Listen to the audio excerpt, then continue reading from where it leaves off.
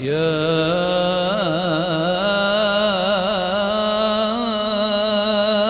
رمضان.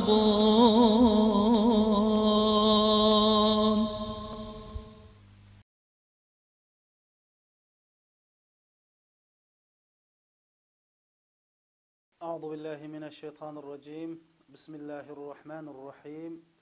الحمد لله والصلاة والسلام على رسول الله وعلى آله وصحبه ومن والاه. Hürmetli qarindoshlar, assalomu alaykum va rahmatullohi va barakatuh. Alloh subhanahu va taolo tutgan ro'zanglarni, o'qigan Qur'oninglarni, o'tigan namozinglarni qabul qilsin.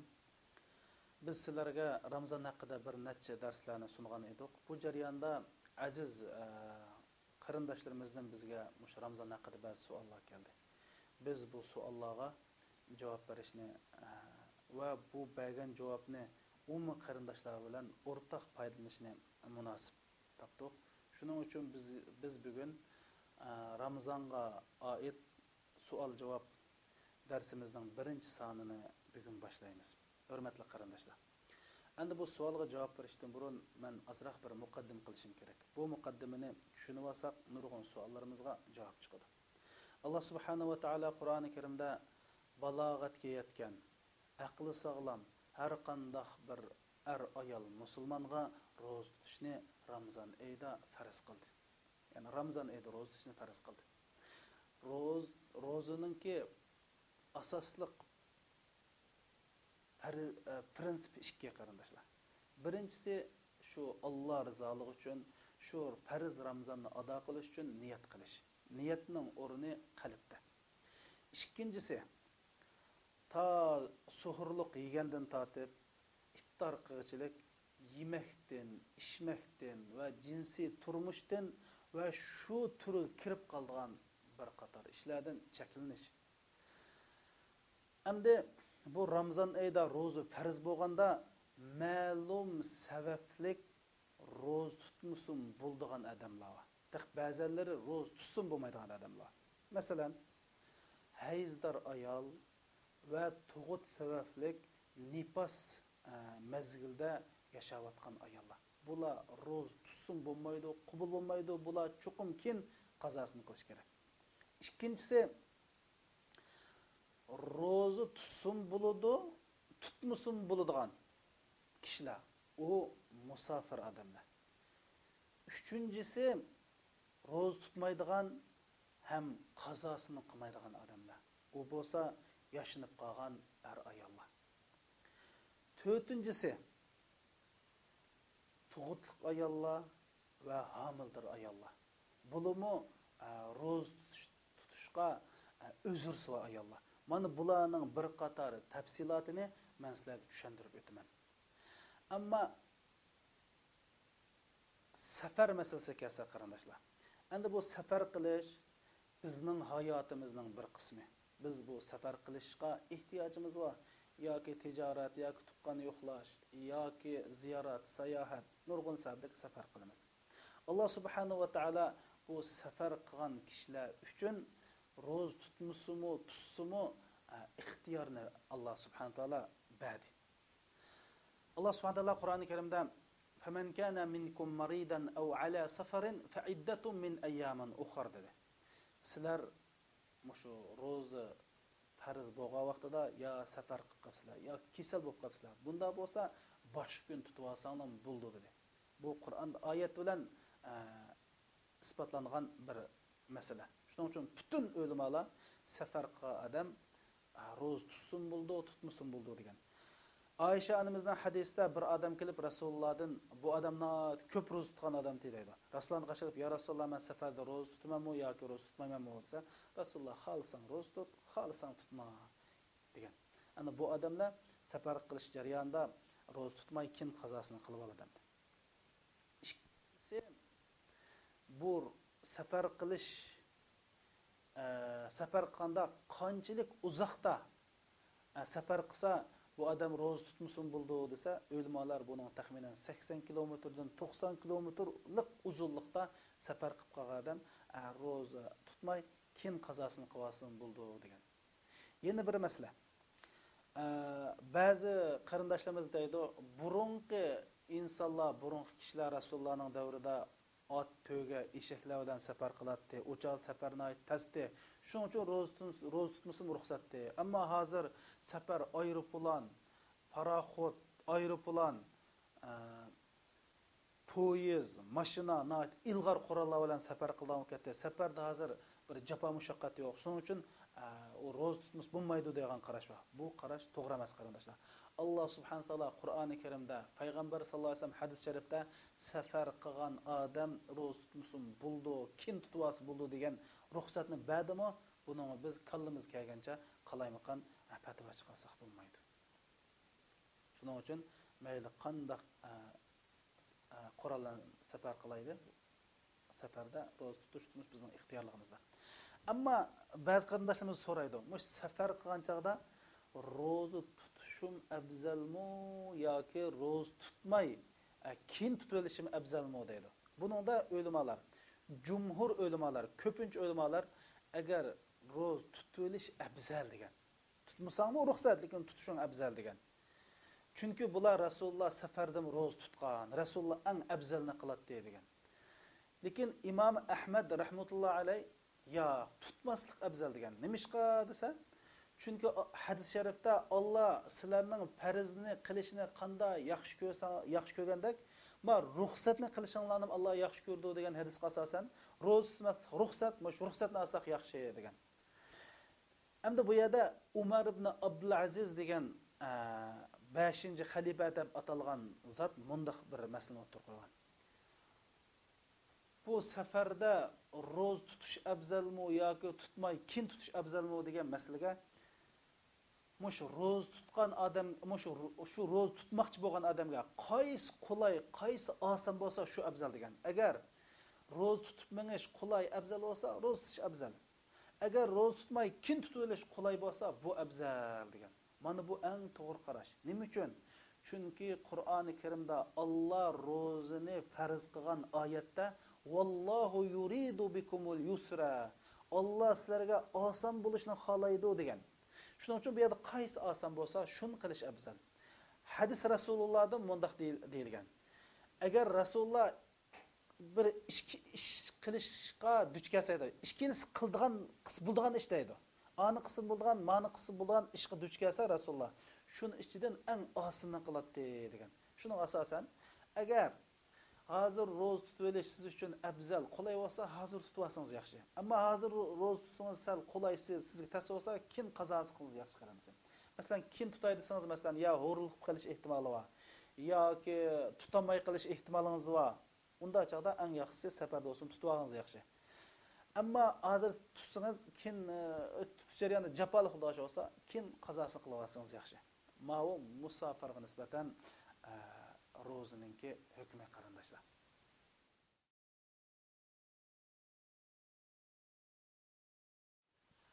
Endi kisal masalasiga kelaylik. Alloh subhanahu va taolo Qur'oni Karimda siz kisal bo'lsanglar, ro'za tutmasanglar ruxsat degan. Endi bu yerda kisal qarindoshlar qanday kisal ro'za bo'lmaydi?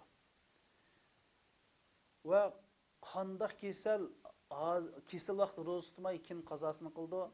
Qanday kisal hozirmi tutmaydi, kimmi tutmay kuniga bir kambag'alga tamoq yurdi?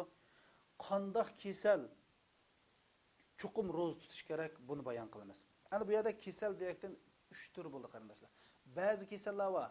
Masalan, tish og'rig'i, aspas bel og'rig'i, uya-buya og'rib qoldigan bir ro'za tutsak tutmasak bu kisal hech qanday o'zgarish bo'lmaydigan, yoki ta'sir etmaydigan kisallar bor. Oddiy kasallar, masalan, azroq bir beshimiz uya-buya og'rib qoldigan, tishimiz og'rib qoldigan, qopsaq olsak belimiz og'rib qoldigan, bunda kasallar chuqum ro'za tutish kerak. Bu Qur'oni Karim degan kasalga chimaydi mana. Endi Qur'oni Karimda ro'za tutmasang bo'ladi degan kasal, ro'za tutsak yo bu kasal tiximbak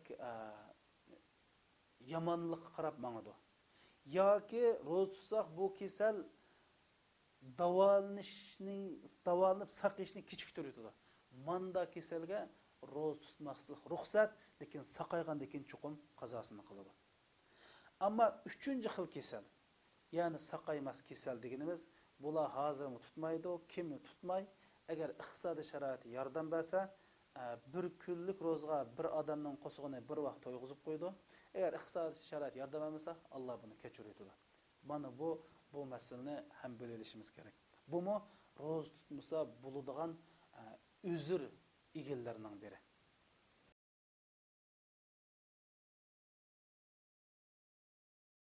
Tug'utliq ayol yoki homil ayol masalasiga kelsak, qarindoshlar. Mayli tug'utliq ayol bo'lsin, mayli homil ayol bo'lsin, mayli bal emitayotgan ayol bo'lsin, bularning hammasi Ramazonda agar jafo mushaqqat his qilib qolsa, ro'z tutmasimi bo'ladi endi. Buning ruxsat bor. Lekin bu yerda bilib oladigan bir masala bor. Bular Ramazon vaqtida ro'z tutmagandan keyin qanday qildi? Masalan, tug'utliq ayol tug'ib bo'lgandan keyin bal emitayotgan ayol bolasini sutdan arib bo'lgandan keyin qanday qildi desa, o'lmalar mandaq bir qarashni o'tirib qo'ygan. Agar yilda tug'digan, yilda bal emitigan ayol bo'lib qolsa, bu ayol bir kunga bir miskinga tomoq bersi bo'ldi degan. Ammo yilda tug'maydi ekan, 3-4 yilda bir tug'digan, 3-4 yilda bir bal emitadigan ayol bo'lsa, eng yaxshisi bir kunga bir kun qazosini qilish kerak degan. Ammo qazosini qilish taskib qolsa, bir sababdan jafo mushaqqatda yana mushundaq ro'z tutamay qolsa, yana shu ayollarni bir kunga bir miskinga tomoq bersi bo'ldi. Mana bu tug'utliq va hamil ayollarga Ramazon haqidagi hukm shu.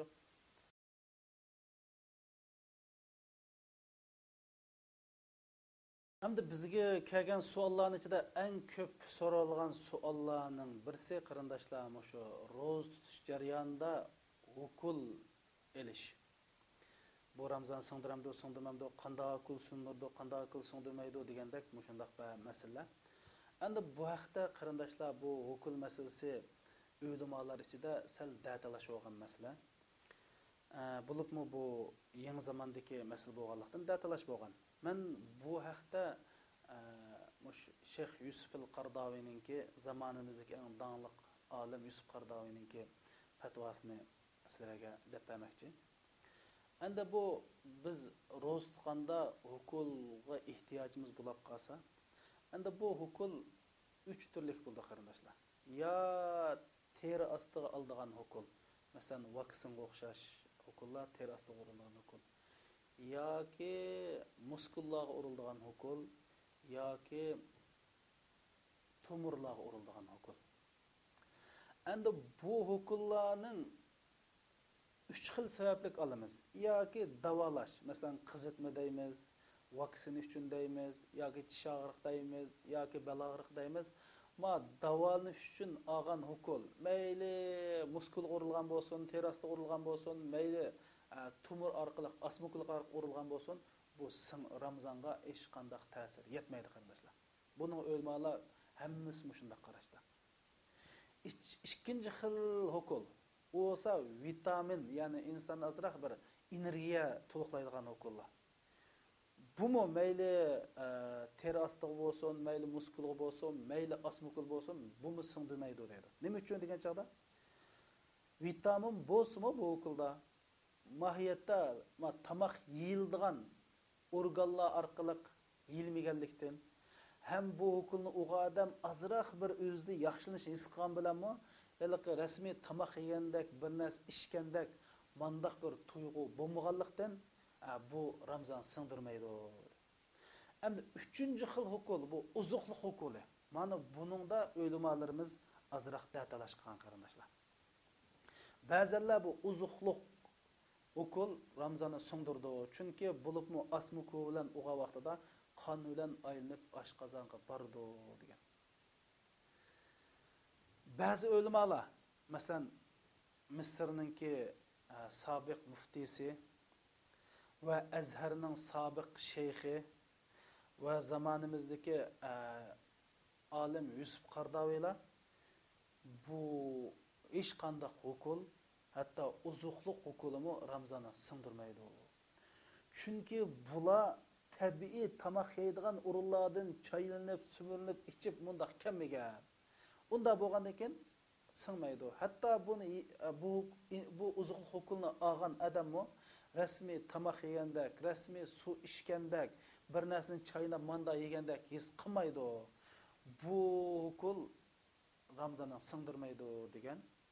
Shuning uchun bu har bir qarashdagi o'limalarningki e'tiborli dalil faktlar bor. Singdi deganlarning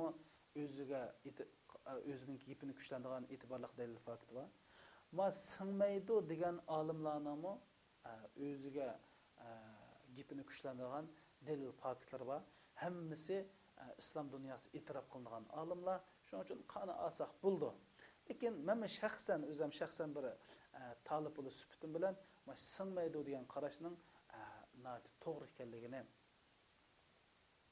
tushundim. Shuning uchun qog'ini sizlarning ixtiyoringizga qarindoshlar.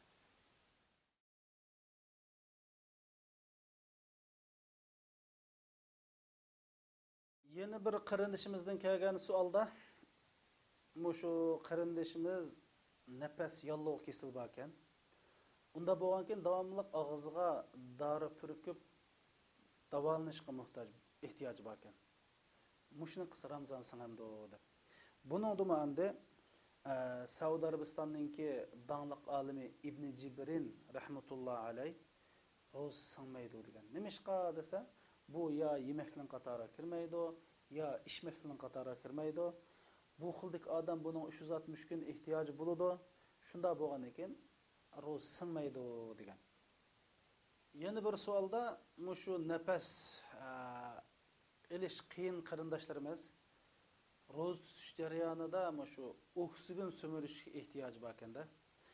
Bu singdiramdi Ramazonga degan vaqtida buningmi Ibn Usaymin, Abdullah ibn Baz degan Saudiya Arabistonining danglik o'limalari singmaydi deb fatvo bergan. Nima uchun degan chog'da bu faqat havo, bu oshqozonga boradigan narsa emas, ham bir odamga yegandek, ichgandek mandaq bir ish yuz bermaydi odamningki badanda. Unda bo'lgandan keyin singdirmaydi, Ramazonga ta'sir etmaydi degan qarindoshlar. Yana bir qarindishimiz debdi, shu atir iste'mol qilish va shu atirni purash Ramazonga ta'sir yetkazadi deb. Bumu Abdullah ibn Baz, Ibn Usaymin rahmatullohi alayhi ikki olimning fatvosida bularni ta'sir yetkazmaydi degan. Chunki mayli purkiydigan atir bo'lsin, mayli surkaydigan atir bo'lsin, bularni purash, ishiltish Ramazonga ta'sir yetkazadigan omillardan emas. Chunki purg'onlikning o'zi bir havo u oshqozonga bormaydi, yeyish yoki ichish degan turga kirmaydi, singmaydi degan qarindoshlar.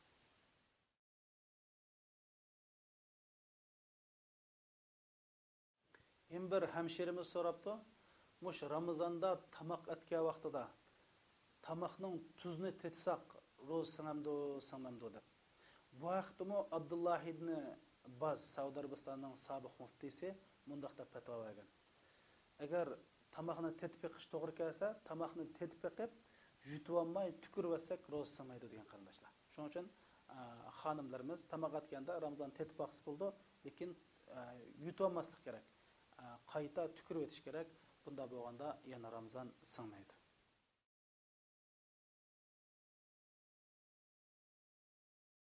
Yana bir qarindishimiz so'rabdi, shu Ramazonda qon berish, qon aldirish, qon tekshirtish degandek mush masalalar Ramazonni singdiramdi deb. Abdullah ibn Baz rahmatullohi alayhi buningga Ramazonni singdirmaydi degan. Chunki bu qon berish, qon elish shariatimizdagi ro'zani singdiradigan ishlarning qatorida yo'q, buningdan sanalmagan. Shuning uchun ro'zani singdirmaydi degan qarindoshlar.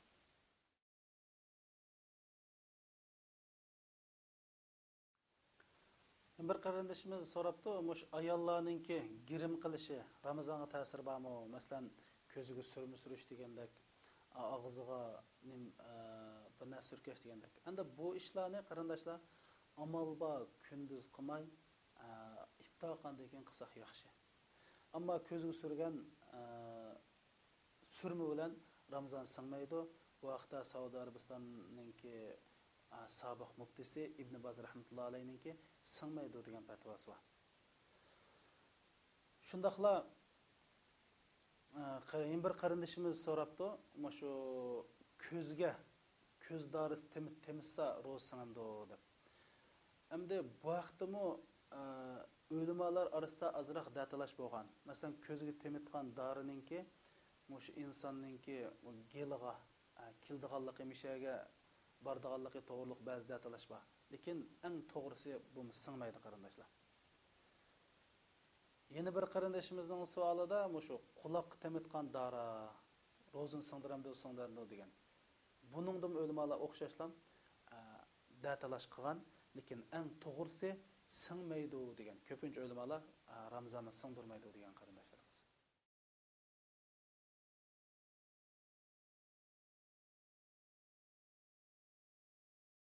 Yana bir qarindashimiz so'rabdi, qarindoshlar, shu kasal jarayonida maqqatdan silinadigan bir dori bor ekan yoki ayollarning matkasidan silinadigan dorilar bor ekan. Mushni iste'mol qilsa ro'za tutgan odamning ro'zasi singadi deb. Buningdimi o'limalarimiz singmaydi degan. Nima uchun? Bular ya yemakning ya ichmakning qatoriga kirmaydi va o'limalarimiz buni ro'zani singdiradigan omillar qatoriga tizilgan qarindoshlar. Shuning uchun buni iste'mol qilsak ro'zamizga hech qanday ta'sir bo'lmaydi.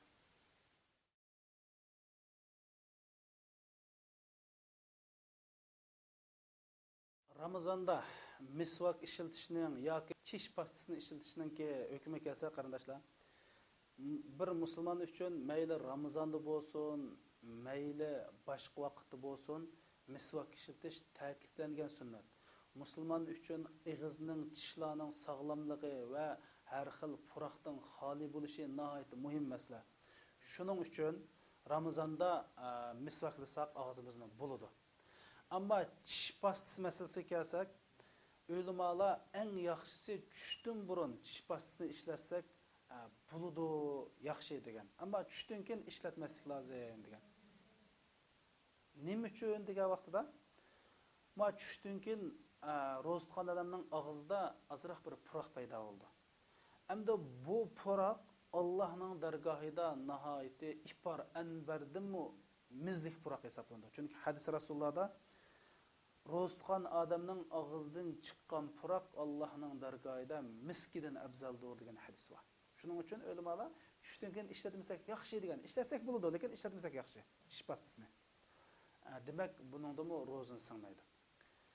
Yana bir qarindashimiz so'rabdi, shu Ramazonda sug'uchisi bo'lamdi deb. Sug'uchisi bo'ladi qarindoshlar Ramazonda. Chunki Imom Buxoriy rahmatullohi alayhi Buxoriy degan kitobida Imom Buxoriy rahmatullohi o'ziniki Sahih Buxoriy degan kitobida ro'za tutgan odamning sug'uchishi degan bir bob qo'yib, shu bobda sahobalarning, tobiinlarning Ramazonda sug'uchishganga aloqador masalalarni o'ttir qo'ygan. Demak, sug'uchishgan vaqtida diqqat qilib og'zimizga suv ketmaslik kerak. Ammo biz diqqat qildik, lekin suv kirkitib qoldi. Ya'ni amalsiz, maqsadsiz suv kirkitib qolgan bo'lsa-mu, ro'za singmaydi qarindoshlar.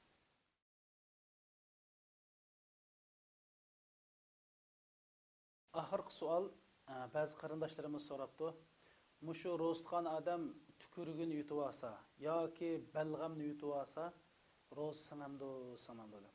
Buningdan singmaydi qarindoshlar. Tukurni yutib olganlik, balg'amni yutib olganlikdan ro'za singmaydi. Chunki bu insonda bo'lib turadigan ish. Ya'ni kelib bu ya tamoq ya ichimlik qatoriga kirmaydi. Shuning uchun buni ro'za singmaydi qarindoshlar. Shundaqla mushu qusib qilish ehtimoli Ramazonda. Bumu qusgan odam mayli o'zi qussin, mayli bir tamoqni jaxyelib qo'lni og'ziga tiqib qusib olsin, bumu to'g'ri qarashda, ya'ni ba'zi o'limalar singadi degan, lekin eng to'g'ri bo'lgan qarash, ya'ni ko'pincha o'limalarimizning qarashi bu qusuq bilan ro'za singmaydi degan qarindoshlar. Yana bir qarindashimiz so'rabdi, shu lo'ng qo'ydursak ro'za singamdi deb. Buningdimi lo'ng qo'ydursa ro'za singmaydi qarindoshlar. Chunki burun og'zidan sho'rab qo'ydigan. Hozir lo'ngni og'zidan sho'rmaydi. O bir odamning og'ziga bu narsaga ehtimol bo'lmaydi. Shuning uchun eng to'g'risi, chunki Rasulullohning Ramazonda lo'ng qo'ydiganligi, Abdullah ibn Abbas radhiyallohu anhu Ramazonda lo'ng qo'ydiganligi va lo'ng qo'ysa ro'za singmaydiganlik to'g'riliq hadislar bor. Shuning uchun lo'ng qo'ydursaqmi ro'zamiz singmaydi. Mana bu Ramazanlık sual cevap dersimizin birinci sani. İnşallah ikinci sanı görüşeyle. Esselamu aleyküm ve rahmetullahi ve berekatuhu.